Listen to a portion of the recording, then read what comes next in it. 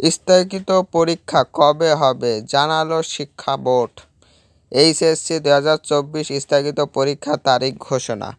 তো ইতিমধ্যে আপনাদের মাঝে আমাদের কাছেও এই বিষয়গুলো তথ্য সব কিছু আমাদের কাছে আছে, সেটা আপনাদের মাঝে প্রকাশ করছি। এই যে স্থগিত যে পরীক্ষাগুলো, সেই পরীক্ষাগুলো কিভাবে নিবে, কিভাবে কি করবে, তো এই বিষয়টি হচ্ছে আপনাদের রুটিন দেওয়া হবে। এই পরীক্ষাগুলো বাদবাকি যেগুলো আছে ওইগুলো দেওয়ার পরে রুটিন অনুযায়ী হবে, বা ওই পরীক্ষাগুলো একটা রুটিন তারা নির্দিষ্টভাবে তারা সেট করবে। আপনাদের মাঝে যখন প্রকাশ করবে তখন ইনশাল্লাহ আপনাদের মাঝে আমি উপস্থাপন করব।